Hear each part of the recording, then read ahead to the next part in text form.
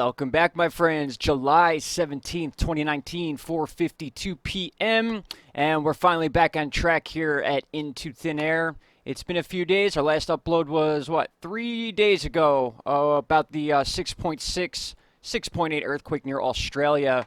We've actually had a pretty decent earthquake off the coast of Oregon today. Another one. This is Bandon. We've seen the name Bandon before. It's usually the straightest. Like when you draw a straight line, it's usually the closest area to these earthquakes that happen over here on this fault right before the Cascadia subduction zone. So 5.4, very significant earthquake for this area, 10 kilometers in depth. That's about 6 miles deep. Now, with that said, we're going to jump over to weather really quick. We're going to cover a few things in this video, and then tomorrow we'll be back to normal scheduled detailed videos. But I want you to check out the making of this heat wave that we're going to be dealing with at least for the next 3 days. And the Northeast is actually expected to break some records. We've been seeing the heat down here, New Mexico, Arizona, Southern California. We've seen this over 100 degrees for probably 12, 13 straight days now. Now I want you to read something pretty interesting that I found. This is from AccuWeather, a tweet. In D.C., AccuWeather real feed temperatures on Saturday. That means this coming Saturday. Today is Wednesday, so we're talking about 3.5 days from now.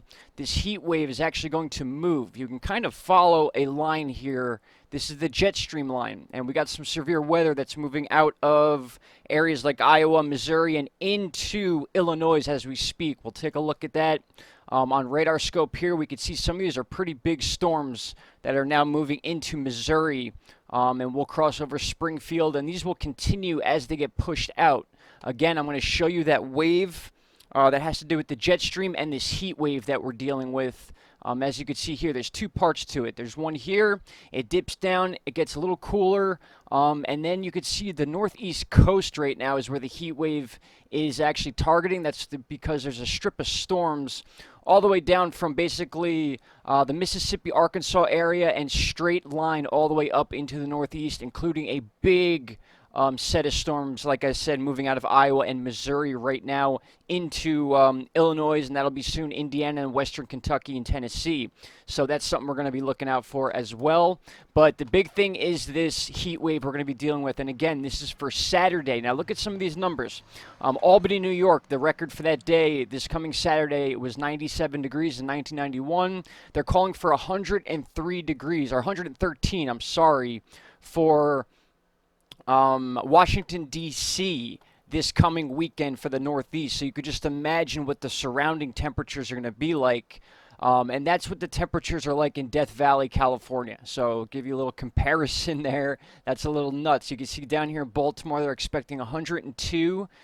So far, that is the record for since 1930, 101 in Harrisburg. That's fairly close to where I am. I'm more up in this area. In 1991, we see 98 degrees for Cleveland in 1930. So we have a lot of records that could be broken or tied or very close to this coming weekend for the Northeast.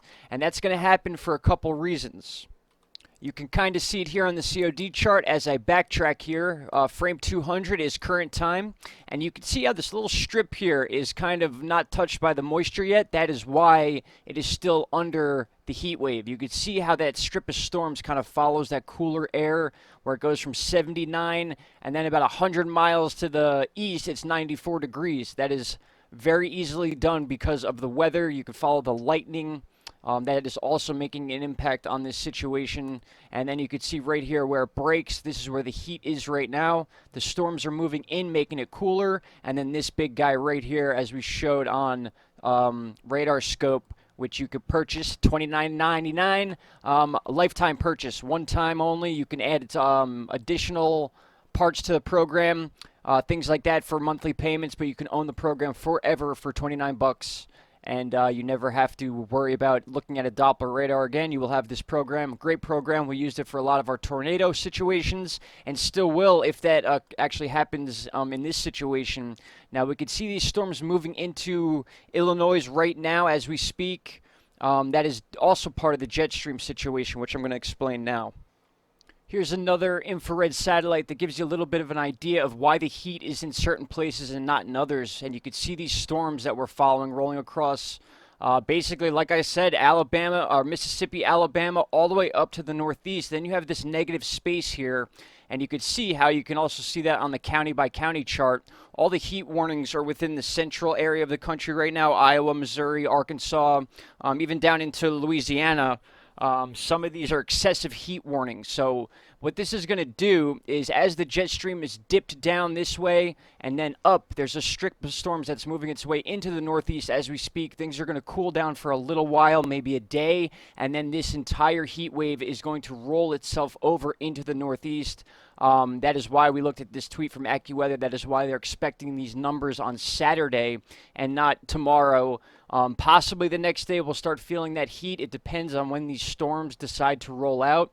But just taking a look at some of these, you can see this very defined front for these storms. And whenever you see that, you want to be concerned because they come quickly. It's like those walls of blackness you see. It's like you could see this storm coming from miles and miles away, especially the flatter the ground is. And you could see a lot of these are moving into severe weather areas, severe thunderstorm areas. Each different cells are moving in a diagonal south-east direction at the moment. That is because of the jet stream. They always tend to dip underneath the Great Lakes here, and then as things get pulled up into the northeast, you're going to start seeing things straighten out, and you can kind of see that down here in Georgia. There's a couple spots in Georgia and South Carolina that also have severe warnings. That's part of that strip of storms being pulled up right now as we speak. But this inner edge of the border right now is where all the heat is. That's soon going to change, and then the heat's going to be on that inside edge. So they're basically going to do a flip-flop. And then this big heat wave is going to move its way up into the northeast. So I hope I explained that in a way to where you can kind of understand how the jet stream is pushing this heat wave in a way. So we kind of got the down dip right here. You can see this is all the moisture from upstates. This is a little bit cooler in this area. And then we have that dip, and that's why the heat wave begins here. You can see it, and then it comes up into that negative area. Once all the moisture moves out, it's going to be very dry. But then once that heat wave gets into the northeast, it's going to be like that muggy, not the heat that you want. They're comparing it to Death Valley, but it will not be the same type of heat. It's not going to be that dry heat. It's going to be that moist, sticky heat that the Northeast, we love it here, don't we? No, that's being very sarcastic there. But that's the deal for the next couple days. And as of right now, if I didn't know any better, I would think the Pacific Ocean's about to spit off a bunch of hurricanes in the next couple weeks. As I roll through this about 18-day forecast we have here on Tropical Tidbits, you can see them kind of begin and roll out this way. Now, I'm not saying that's not going to happen. I do believe we'll see those happen. Some of them dropping fairly quickly. 979 pressure, very close to that South Mexico area. Some of these can roll up towards California. A lot of them shoot out towards Hawaii. We need to watch out for that. But what I'm talking about are these blobs you're seeing coming off the west coast of Africa. We need to keep an eye on these. Yes, they have a lot to do with the Sahara dust that's going on. Sometimes this dust can aid in these hurricanes, and sometimes it can actually stop them. It depends on the size of the molecules of sand. It depends on what's in the sand. Some of this sand could be ancient. You don't even know where it comes from. I mean, you got to think of where sand comes from and how it's made. It's erosion. It's old ancient oceans, things like that. So a lot of this sand that's never been moved before is flying over the ocean in the air currents, gets caught up in these storms sometimes, and if the particles are small enough, it can actually aid in making these storms bigger. If there's big particles of sand, you could see the more dense areas. Those will tend to suppress a storm in different ways. But with that said, I just wanted you to see where the sand is now, and you can see it comes in pockets, kind of just like the storms do. And don't you think for 1 second sometimes these storms will settle right in between these pockets of sand, and in some ways they're actually guided by them in front and behind. We've seen that in the past. We saw it in 2017 multiple times, as well as the storms within these sand pockets. So the whole theory with this sand is still up for debate. There's a lot of people out there that believe that it has a lot to do with hurricanes, or it's just a straight up hurricane killer, they call them. I'm up in the air about it. I think they aid and they help destroy the storm's strength, but that's neither here nor there because we don't have a storm in the ocean to talk about at the moment, but we certainly will. They're still calling for 7 to 9 named storms before this season is over in the Atlantic Ocean, and we got to understand our peak months are coming up. We have not even got to the peak month of September. It's about the middle of September is peak time for hurricane season, and then we lower down into November as things calm down. But we got to remember we still have the entire month of, well, we have half of July, we have all of August, and then all of September.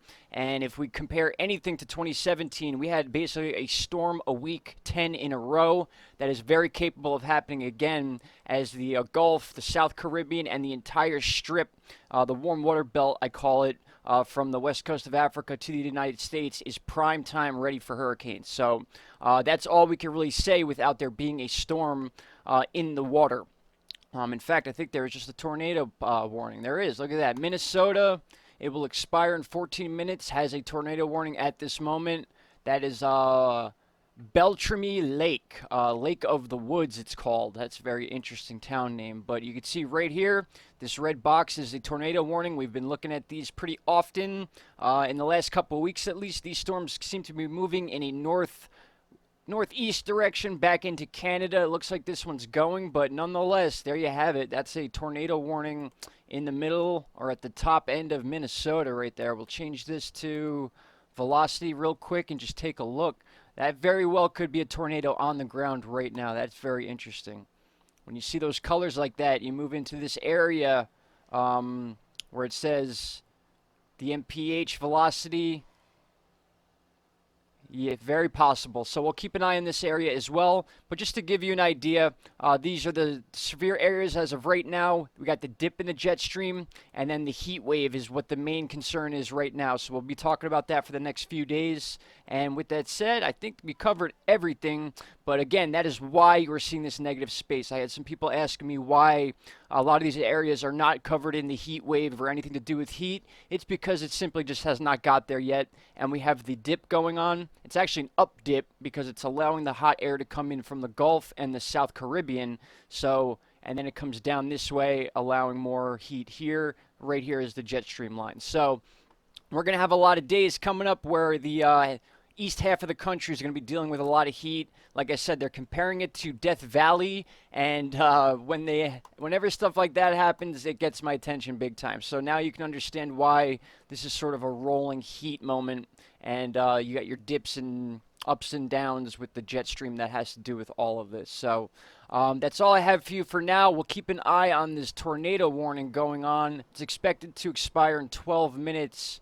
In the northern area of Minnesota. I don't think it will do much as far as damage, only because it's such a quick, it's only expires in 12 minutes, so it's only going to be there for about 10, 12 minutes. That's a pretty short warning span. They're usually about 30 minutes.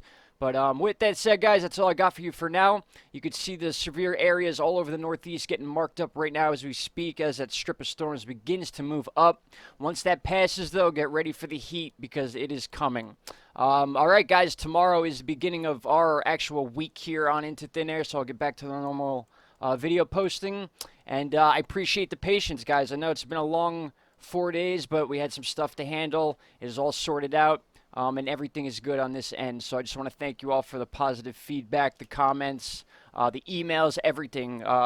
Everything is fine over here on our end. So with that said, guys, take care. Have a great day. It is 5:19 now, much earlier than I'm used to posting videos, but hopefully in time for you guys to get home from work and have a nice update to watch. All right, that's all I got for you. We'll talk soon, guys. Thank you very much. Have a great evening. Bye-bye.